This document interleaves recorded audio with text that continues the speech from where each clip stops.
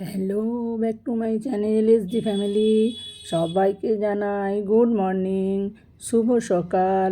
তার সাথে সবাইকে জানাই অনেক অনেক শুভেচ্ছা, অনেক অনেক অভিনন্দন। তো বন্ধুরা, সবাই কেমন আছো? আশা করি ভালোই আছো। তো আমিও ভালো আছি। তোমাদের ভালোবাসায়, তোমাদের সাপোর্টে সত্যি আমি ভালো আছি। তো দেখো, রোজকার মতো আজকেও একটি গল্প নিয়ে এলাম তোমাদের জন্য। দেখো, তোমাদের নিশ্চয়ই গল্পটা ভালো লাগবে।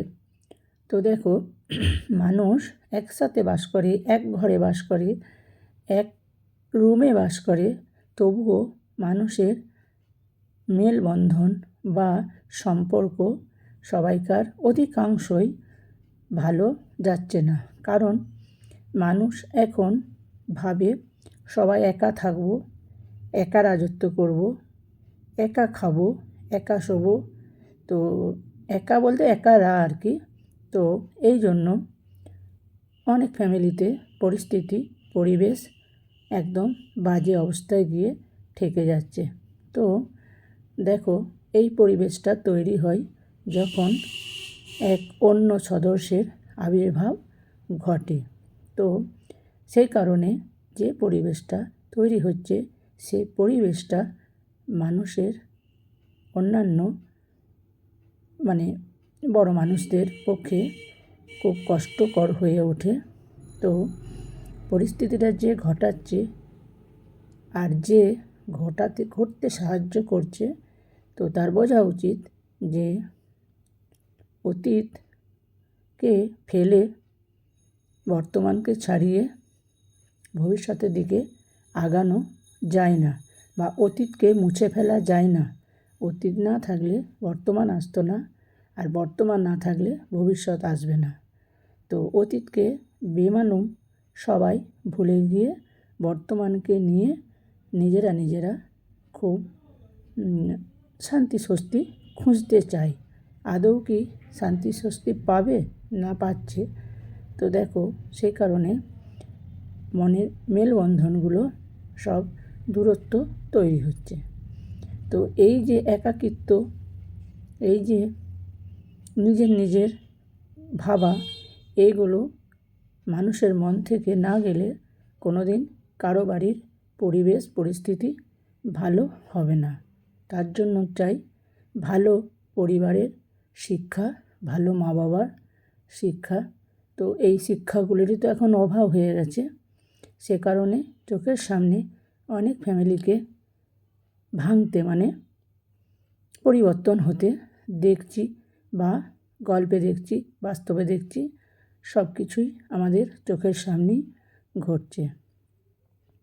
তো এই যে ঘটে চলেছে অবিরাম, এই ঘটাগুলো বন্ধও হবে না, পরিবর্তনও হবে না, কিন্তু মাঝখান থেকে মানুষ কষ্ট পাচ্ছে, বহু কষ্টে দিন যাপন করছে। তো এই নিয়েই আজকের গল্প। দেখো তোমাদের কেমন লাগে। একসাথে একই বিছানায় ঘুমোলেই কিন্তু মানুষটার কাছে যাওয়া যায় না। দুজন মানুষ 100 স্কয়ার ফিট একটা রুমের ভেতর বছরের পর বছর থেকেও মাঝে মাঝে কাছে আসতে পারে না। আমি এরকম বেশ কিছু দম্পতিকে চিনি যারা বহু বছর পরও সংসারের মানে বুঝে উঠতে পারেনি। সংসার করতে করতে একসময় মানুষ ধরে নেয় একই বালিশে ঘুমোনো, একই টেবিলে খাওয়া, একই রুমে ঘোরাঘুরি করা আর মাঝে মাঝে সঙ্গমে অংশগ্রহণ করাটাই হয়তো সংসার। ব্যাপারটা কি আসলে তাই? তাহলে কিছু সংসার কখনো কখনো টেকে না কেন? তারাও তো একই বিছানায় ঘুমোয়, একই টেবিলে খাবার খায়, একজন অন্যজনকে সঙ্গমে কোঅপারেট করে, তবুও সংসারগুলো ভাঙে কেন? তুমি একটা মানুষের সাথে আছো, পাশে আছো, চোখের সামনে আছো, তবুও মাঝখানে একটা দূরত্ব থাকে। এই দূরত্বটা ভীষণ অন্যরকম। বলা যায় না, বোঝানো যায় না, সহ্য করা যায় না। কারো বুকের উপর শুয়ে থেকেও মাঝে মাঝে নিজেকে খুব একা লাগে। দাম্পত্য জীবনে আসলে আমি কি চাই? সবই চাই, যা যা সবাই চায়। তবে আমি সেটাও চাই যেটা অনেকেই বুঝতে চায় না। সংসার মানে আসলে অভ্যাস।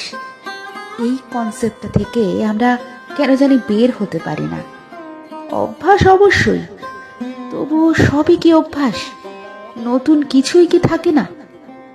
আমরা একই ছাদের নিচে থাকি, অথচ কখনো একসাথে আকাশ দেখি না। কখনো সমুদ্র পাড়ে বসে কফির মগ হাতে নিয়ে নির্ভরশীলতার কাঁধে মাথা রাখি না। আমরা কখনো জিজ্ঞেস করি না, তুমি কেমন আছো, তোমার মন খারাপ কেন? আমরা হাত ধরে বসে থাকি না। আমরা সঙ্গম ছাড়া একজন অন্যজনকে জড়িয়ে ধরি না। আমরা কিছুতেই বুঝতে চাই না যে আমরা সমস্ত সময় তার সাথে কাটানোর পরও তাকে সময় দেওয়া প্রয়োজন। আমরা হয়তো শরীরের দিক থেকে কাছে আসি রোজ, অথচ আমাদের মনের দূরত্ব বেড়েই চলে। রান্না করার জন্য দিদি রাখলেও হয়, সংযমের জন্য পতিতাই এনাফ। তবুও সংসার কেন করা লাগে বলতে পারেন? সংসারের ডেফিনেশনটা শুধু নিঃশ্বাসের আর্দ্রতা অনুভব করার মাঝেই সীমাবদ্ধ না, এর বাইরেও কিছু থাকে। আমি একা, তুমি একা, আমরা একা, প্রচন্ড রকমের একা। অথচ দিন শেষে আমার একটা আশ্রয় প্রয়োজন হয়, একজন ব্যক্তিগত মানুষ প্রয়োজন হয়, একটা নির্ভরশীলতার জায়গা প্রয়োজন হয়, সমঝোতা প্রয়োজন হয়, কারো কণ্ঠস্বরে আমার জন্য গভীর ভালোবাসার প্রয়োজন হয়, একটা পবিত্র স্পর্শ প্রয়োজন হয়। এই স্পর্শটা কামনার স্পর্শ নয়, এটা শুধুমাত্র ভালোবাসার স্পর্শ। কামনা ছাড়া ভালোবাসা পূর্ণতা পায় না, এটা ঠিক। তবে কামনাও যে সবসময় ভালোবাসার জন্ম দিতে পারে না, এটাও তো মানতে হবে। সংসারকে অভ্যাস বলে চালিয়ে দেওয়া মানুষরা আসলে ভালোবাসার দায়বদ্ধতাকে এড়িয়ে যেতে চায়। যে দাম্পত্যে প্রেম থাকে না, সেখানে অভিনয় করে বাঁচতে হয়। এরকম অনেক দম্পতি আছে যারা শুধু অভিনয় করে গোটা জীবনটা একটা অপছন্দের মানুষের সাথে একই ছাদের নিচে কাটিয়ে দেয়। দাম্পত্য জীবনে কলহ থাকবেই, এটাকে ইনস্ট্যান্ট সমাধান করার ক্ষমতা সবার থাকে না। ঝগড়া হওয়ার পর কান্নাকাটি না করে মানুষটাকে পেছন থেকে জড়িয়ে ধরে বসে থাকলে কেমন হয়? মানুষ কি আসলে এতটাই নিষ্ঠুর যে ভালোবাসাকে অবহেলা করতে পারে? সংসার শুধু একটা অভ্যাস, এটা থেকে বের হতে হবে। সংসার একটা স্বর্গ। এখানে শুধু দুবেলা খাবার আর একই বিছানায় ঘুমানোর বাইরেও প্রেম, ভালোবাসা, নির্ভরশীলতা, গুরুত্ব, প্রায়োরিটি, শ্রদ্ধাবোধ, অ্যাডজাস্টমেন্ট সব প্রয়োজন হয়। সব মানে সব।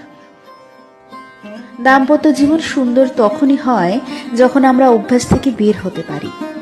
পাশের মানুষটার অস্তিত্ব হোক, অধিকার হোক, বেঁচে থাকার ডেফিনিশন হোক, একটা অ্যাডিকশন হোক। আমাদের সংসার হোক আমাদের নেশাগ্রস্ত থাকার অ্যালকোহল। আমাদের মাঝে ভালোবাসার মাদকতা থাকাটা জরুরি, খুবই জরুরি।